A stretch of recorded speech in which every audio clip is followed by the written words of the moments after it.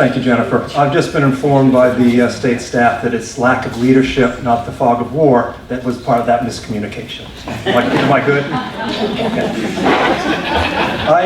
I started this evening talking about the fact that this line by line was kind of like herding cats, and our next speaker is the expert in herding cats, as the Speaker of the House of New Hampshire Representative, not only in keeping those all together, moving a forward-looking agenda, but he has, as you know, the large bullseye on his back. He is the Democratic Antichrist. But you know, if that's what they want to do, we're all very lucky, because I'll compare those records any day. Appreciate the speaker coming over here. He was at a previous event over on the other side of the state, and it is foul weather out, and I certainly appreciate you coming over. Speaker O'Brien.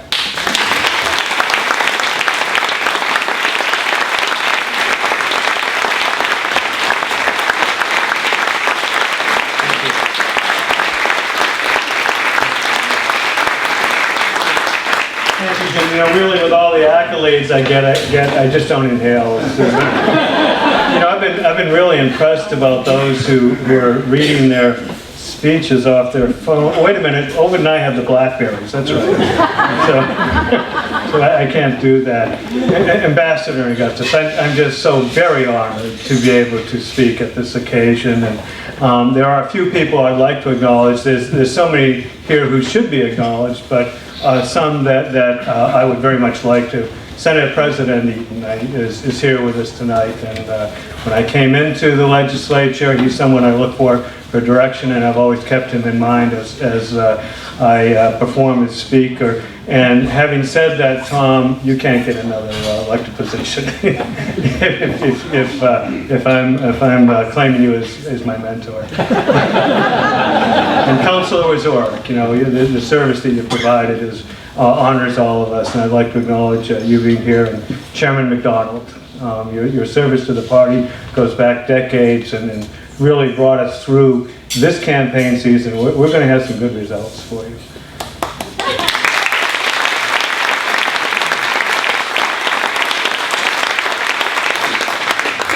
In these days of heightened and disparaging rhetoric, we hear much less than we should about American heroes. At times, I wonder if the public has forgotten that they ever existed, and I wonder if they assume that there are no contemporary heroes among us. We know, however, that heroes are still with us, but we also know that too many in the academic community and the mainstream media turn away from them because these heroes stand as inconvenient reminders of the greatness and the exceptionalism of this country. Those heroes have been and remain the defenders of those ancient and always modern principles upon which this country was founded, the principles upon which our party goes forward, the principles of freedom, liberty, and democracy. These heroes inspire us, and their examples serve as goals to which we can inspire. Ambassador Joseph Petrone is just one of those heroes. He is someone who inspires, and he sets a standard of greatness. He is a West Point graduate. He served as an Army officer, just as my father did in 3 wars, and just as my father did, he retired as a colonel. He also served our country with great distinction and devotion as the United States permanent representative to the European Office of the United Nations and many other international organizations in Geneva. But when he was finished with these civic duties, he realized that the fight was not over. Ambassador Petrone has continued to work tirelessly to protect the American values of lower taxes, smaller government, and free enterprise. He remains a defender and an example of American exceptionalism. Heroes such as Ambassador Petrone are exceptional now more than ever, for in the face of a loss of national purpose and historical understanding among too many of us, he is one of those who has remained stalwart in the defense of the principles of this country, as those principles have been attacked not just by the enemies from abroad, but those within our own borders. Having served this country in so many ways, both here and abroad, as a military leader in 3 wars, As a noble and proud emissary of our country, Ambassador Petrone knows that the goal is not to make America more like the rest of the world, but to make the rest of the world more like America.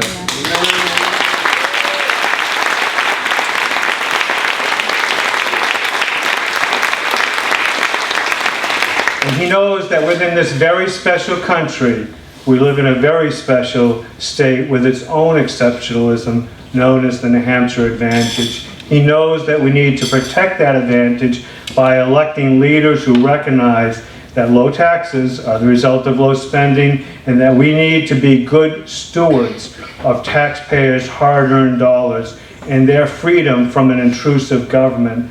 Leaders such as Ambassador Petrone understand and protect what makes New Hampshire stand out as a beacon of liberty among our big government neighbors. And finally, I must say, just as Ambassador Petrone has exercised exceptional judgment and place in his public life, we honor him for his exceptional marriage.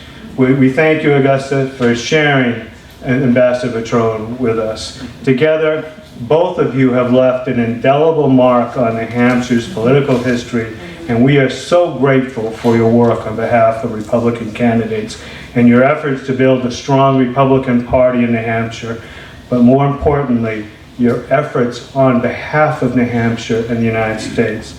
May God bless you, and may God bless our state as God has blessed our state by your presence.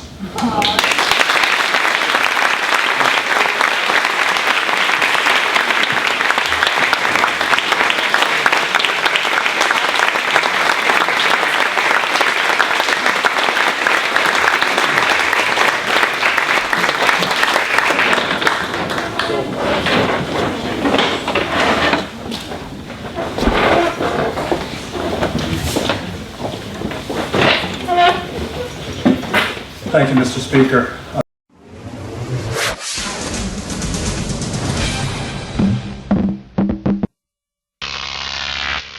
Croc TV.